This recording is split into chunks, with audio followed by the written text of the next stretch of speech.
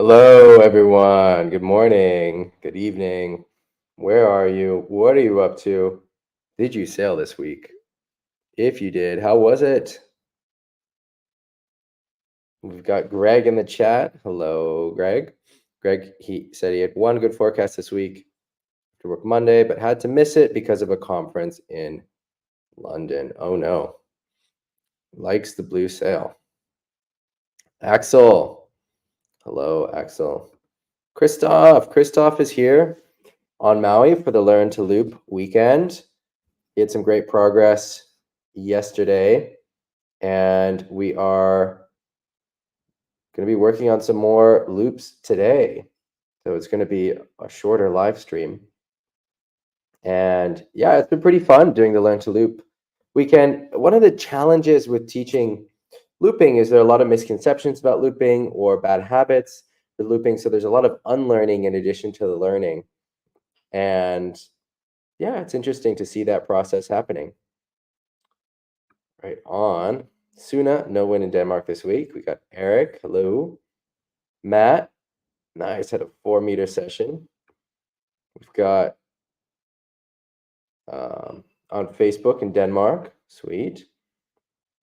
Ulrika, oh, it's Jorg. Hey, Jorg. No sailing. Hans has been on the water, but missed the best session. Oh, no. All right, I had some fun sessions. This session here on the blue sail was really fun. It was not great Hokipa, but I had a ton of fun. It was, oh, we got Jakob. Nice. Jakob on Facebook. Awesome. Jakob, part of the Danish crew, one of the hardcore Danes. Right. Yeah, so I had this session. I had a lot of fun.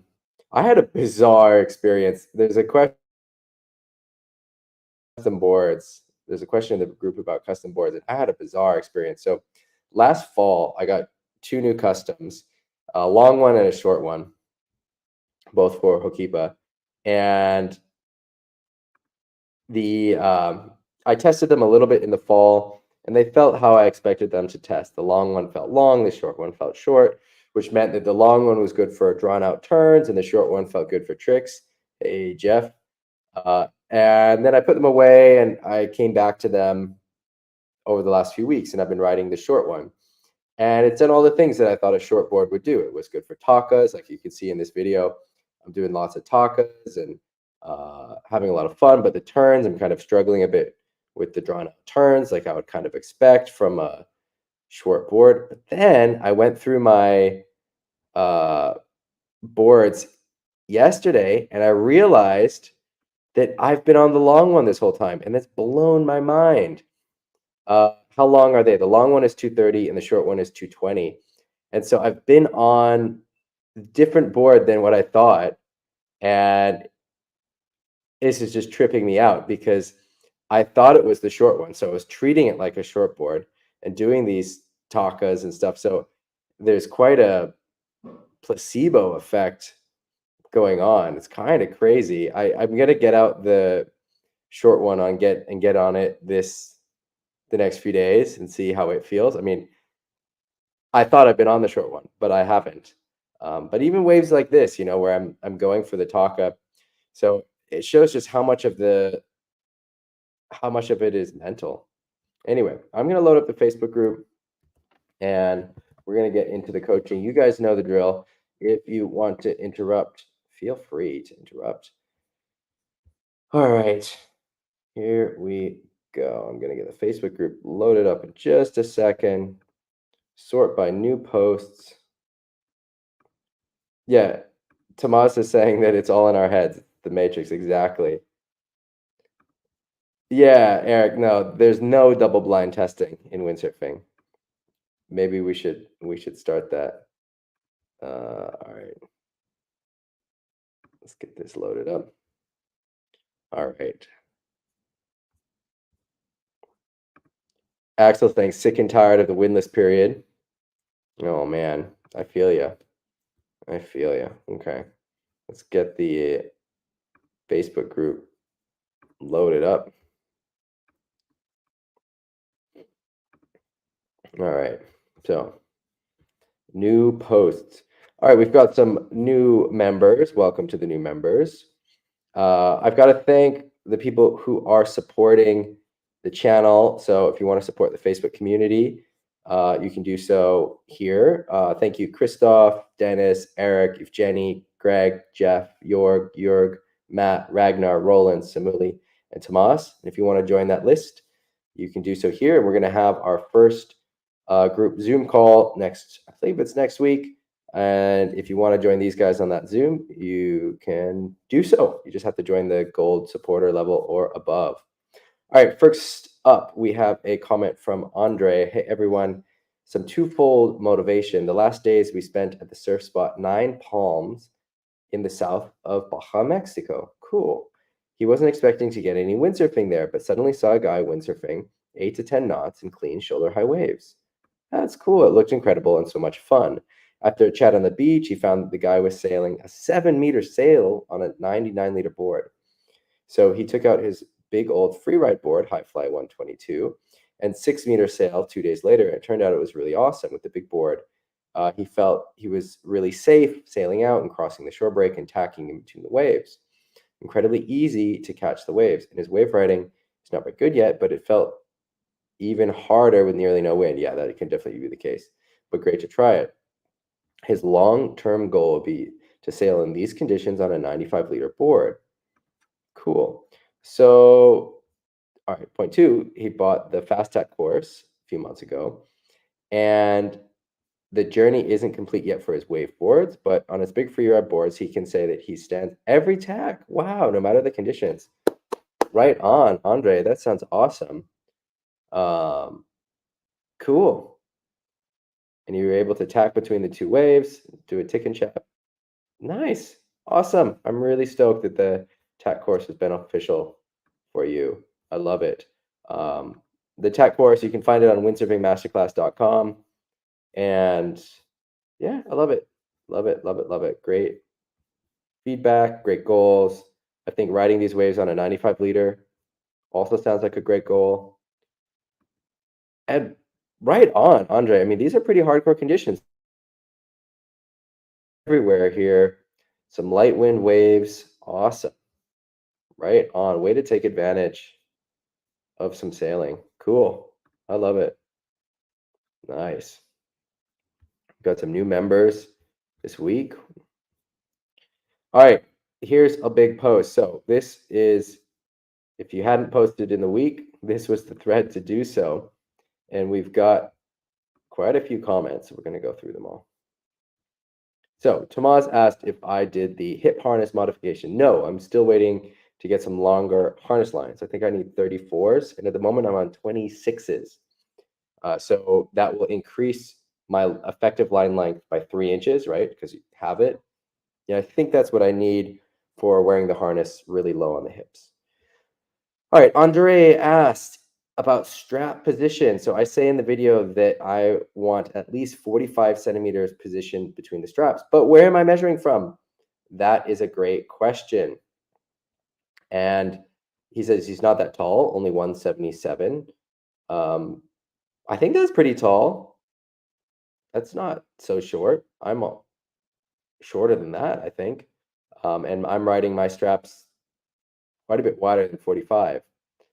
So where you measure from is inside the strap. So the measurement is from this screw to this screw. So you're measuring inside the straps. That's the measurement. And I think 45 is about the minimum that you want to do.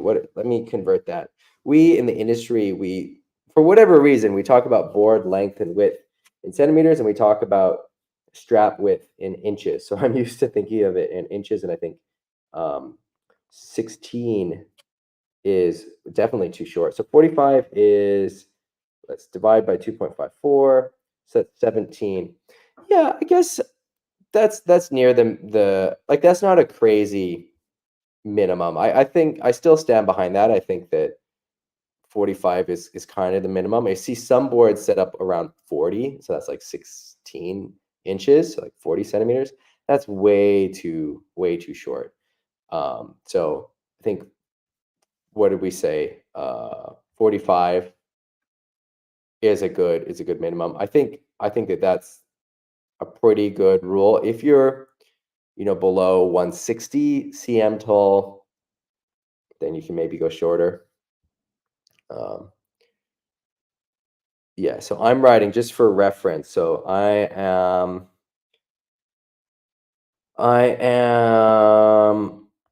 let me just do the math. So I'm like 176, 177 tall also, I guess. And my strap width is, I change it a bit, but I would say that it's kind of around like 48 and a half ish. Um, yeah, so Christoph is saying he's at 47 and he's 1.71. Um, nice. Just got back from south of Sweden on Facebook. So why do we want the wide stance? So we want the wide stance for a few reasons. One, you can just test it out right now. Stand up, put your feet together, and get down in a power position and see how balanced you are, how much power you have. Then stand up, put your feet wide, and get down in a power position and see how much balance, strength, power you have, right? If you look at wrestlers or fighters when they're squaring up and getting ready, they don't have their feet next to each other, right? They've got a wide stance because a wide stance is stable. You can push from a wide stance, and specifically for surfing, you can push both forward and back. But in general, it's just a more powerful stance. So if you're going to be pushing on the rail and you want to have power, being wide is better. Now, there's a point where you can go too wide, but that's not going to be 45 centimeters for most people. So like I said, I'm around 19 inches, so that's like 48. Like some of my boards, most of my boards are like 19 and a half, but I go 19 on some, and I think I was even riding like an 18 and a half in Europe. So kind of in that range, right? So it still needs to be comfortable, but you definitely don't want to go too narrow. And if you're used to a really narrow stance, then it will be uncomfortable when you start going wider, and you need to then kind of gradually work your way up. And I do stand by that. I think 45 is a minimum for wave riding if you're in average height. All right. All right. We got a good question from Facebook from Tomas. What about how far your front foot heel is from the rail? Does that matter a lot? Yeah, it matters a lot. And I think that there's 2 points to this question. One is where your foot is relative to the board, and the second is where your foot is relative to the strap. And I think it's very important that your foot is getting all the way in the strap. We don't want the strap just over the toes. I've made a video about this. I think that Profit has some videos about this. You want the strap pretty high and pretty tight on the side so you can get your full foot in. You don't want the strap just going over the toes because then you don't have control over the board. That said, for the back strap, I think it's important that the foot is sitting on a waveboard pretty centered on the tail of the board. And that allows you to push well for the bottom turn and the cutback. And because you're centered, you have good control also when you're jumping. If the strap is too big and the foot is coming too far over onto the bottom turn rail, then it can get in the way. You can be putting too much back foot pressure on the board. Even with the same pressure on your feet, because that foot is so far over on the rail, it can end up overloading the back of the board too much when you're bottom turning. So I think having that back foot really centered on the center line of the board is important. And for the front straps, you don't have a lot of control. Something that does make a difference, though, is the angle of the straps. I had some custom boards where I had the choice of changing the angle of the strap. The more parallel the strap is with the center line of the board, the better it is for the wave riding and the less comfortable it is for sailing around. So I think most straps are sort of at a 45, and yeah, is it a 45? Something like that, and that is kind of a good compromise. So Tomas is saying the more you put your front foot strap forward, the more in the middle you get. I think that depends how the inserts are put in, right? Axel says he spreads the straps as far as possible. All right.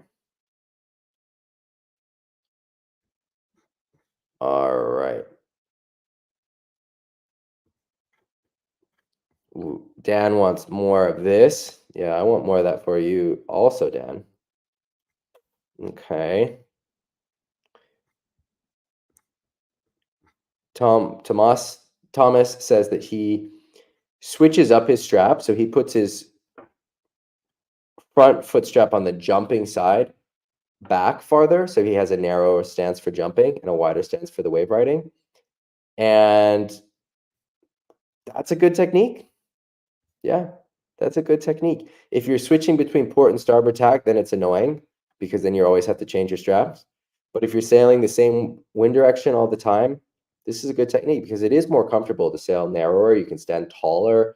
You can keep your legs straighter and push against the board. If you're sailing on a slalom board, you don't want to have a wide stance. You want to have a pretty narrow stance so you can stand tall, have some good leverage over the board, keeping it flat. But when we're riding waves, we're doing something opposite to that, right? We're getting low, we're getting on the rail. All right, nice photo from Andre. I love this. Beautiful light. Where is that, Andre? All right. Dontavius asked what lines I'm waiting for. I already answered that. Ooh, cool photo. Kind of trippy photo. I like it. Looks like it's AI generated. All right, Steph asks that he's been using the Ezzies for 20 years. He's super happy with the new Ezzy Waves, wondering what the difference is between the Taka. So I recommend the Ezzy Wave to everyone. I think 95% of the people should get the Ezzy Wave. Unless you know that you want the Taka and love the Taka, get the Ezzy Wave. The Ezzy Wave is our most tested sail, our most developed sail. It's the one that's made for all conditions. The Taka is more of a specialized sail. It's made for more down the line conditions, or for someone who really likes that luffing, where the sail can go flat really easily. It can luff really easy because it has the 3/4 batten in the middle. Whereas the Ezzy Wave, yes, the battens have moved back from the mast, which gives it a nice soft feeling, but it's way less radical than the Taka. So the sails are still very different, and the Taka is more of a radical sail, and the Wave will get planing more easily. It's really maneuverable.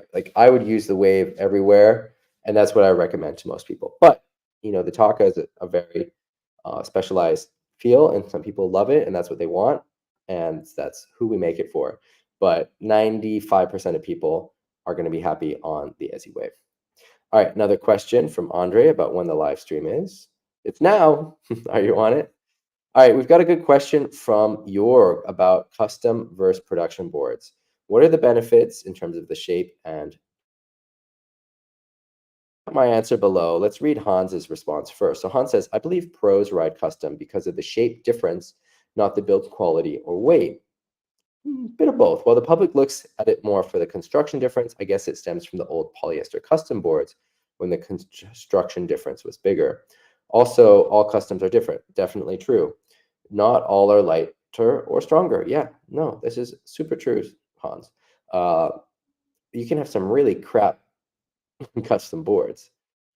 And not because the shaper is lazy or because when you're producing a lot of boards and you're trying to test different shapes, sometimes the most time and money efficient way of doing it is to build it with a light layup, do it really fast, and so it doesn't have a strong layup and it's going to fall apart in a few months. So my answer is that there are a lot of misconceptions with custom versus production boards. I see people saying, like, oh, custom boards are always better, but that's not the case. And so it's good to make the distinction between shape and construction. And in terms of shape, customs generally are more specific. So a production board is tested and designed to work in a variety of conditions in a variety of places for a variety of riders. Whereas a custom board can be made for one person for one specific purpose. For example, I've got Hokipa boards, I've got big wave boards that I use at Jaws, I have Pozo boards, I have some experimental boards, some asymmetric boards, or different shapes that are really specific. And so that's what the custom board can do, because the production board, it's got to work in a lot of different conditions because it's one shape that's sold all around the world, right? And so if I go on a trip somewhere, like I did to Cape Town in January, and the conditions can be anything, it can be onshore, offshore, light wind, strong wind, I take a production board because that's what the board is designed to do. Now, for Hokipa, I'm not on production boards because Hokipa is a really special place and I have specialized boards for it. Pozo, I'm mostly on production boards, but I could also see the argument of having a board made just for Pozo because it is also so specialized. You could have a board that really sits deep in the water, cuts through the chop, it can handle the really high wind. Um, so custom boards are more specific. And another difference between pros and everyone else is that most of the pros were getting multiple boards a year. Sometimes that's two, sometimes it's four, six, eight.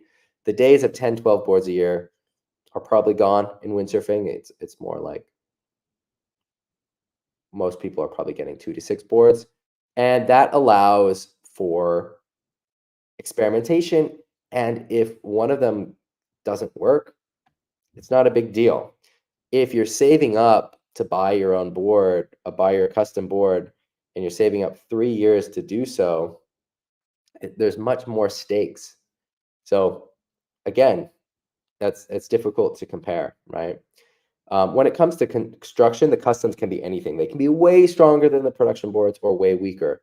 The production boards are built to spec, so you know that the boards are going to be within a certain range of quality. And each brand has their own construction, their own layup, right? Some brands will use carbon, some won't. So the boards from Fanatic and uh, Quattro and Taboo and Starboard all have different layups and constructions. But for each one, there's a spec, and the factory is going to build it to that spec, so you know what you're getting. Custom, it can be anything, so you can, which is cool. You can work with the shaper and say, okay, I want super strong, full carbon sandwich board, or you can say, I want it super lightweight, and it's going to be like an eggshell, but it's going to weigh nothing. Hans, who is a member of our group, built his own boards, and he does them with this crazy carbon layup. They're super strong, super light, uh, which is amazing and really cool. And they're definitely stronger than a production board and lighter. But yeah, anyway, so customs, that's the deal with customs. Jorg, where can you get long Dakine lines? I will check about where to buy them in Europe. And if you can't find them in Europe, I'll see if I can bring some back from Maui for you. And good observation from Jan about custom boards. All right. Next up, we've got a post from Jan. First, we got a Facebook comment. Oh, no, we don't have a Facebook comment. All right. We've got a post from Jan. So he's the one on the right. Rather than reach back early, I first gather some speed before I sort of flick the sail into the turn, which makes it go light and allows me to effortlessly reach back as far as needed. The flick of the sail helps put the board on the rail for a tighter turn. Unfortunately, I often have to hunt. Drop in point is mostly dictated by where I find a slope good enough to accelerate into the bottom turn, and less by where I can find a section for my top. All right, let's watch this. Let's make it nice and big. Let's get this down. All right, so quality is a little shaky, which is fine. Any footage is better than no footage. All right, here we've got Jan on the right. That's it. Nice bottom turn, top turn connection. Look at this. So he's coming very far in front of the wave, going clue first, extended clue first, and then coming up and finding this little pocket. I like it. I like it. Let's look at the drop in. So you could ride closer to the peak. I think if you were dropping in closer to the peak, you would still have that speed. So like the rider behind, right? If you watch the rider behind, he's dropping in here on the peak, close to where the wave is breaking, and then is coming up and doing a turn on the breaking section of the wave. Here it's you're able to do a tighter bottom turn. Um, my only comment, I like a lot of what we're doing, Jan. I think from what we can see, and again, it's hard because we can't see that much, but try to get more of a high five. So the board, I can tell, even though I can't see the board, I can see how it's hitting the whitewater and that the board is flat. And what you want is that you face the bottom of that board into the power of the whitewater to get that high five. And so you can come out exactly how you're doing, but you just shift your weight back a little bit and lift your feet up just to present the bottom of the board to the whitewater, to the power of the wave. And then the power of the wave is going to transfer into the board and you get that high five. But otherwise, the setup looks great. So do more of that into the high five, and you'll be surprised how much power you're able to get out of these waves. Um, we've got a question from Greg on lines. Which brands do not swing on skinny carbon booms? I like the Declines. I find that they don't swing. Yeah, that's what I use. I think there are probably some other brands that also work, but the Declines are what I use and what I'm happy with. So that's all that I can recommend. Maybe other people have some other recommendations.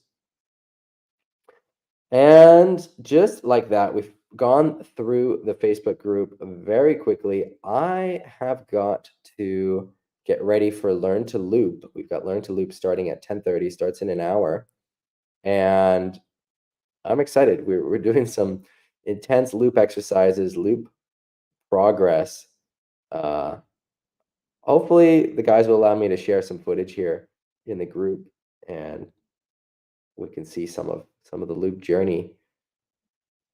I recommend the Decline. I've seen some Severns that do swing. So Jeff says he's got Severns that don't swing, but I've seen some that do. So I don't know if that's a difference in batches or what it is.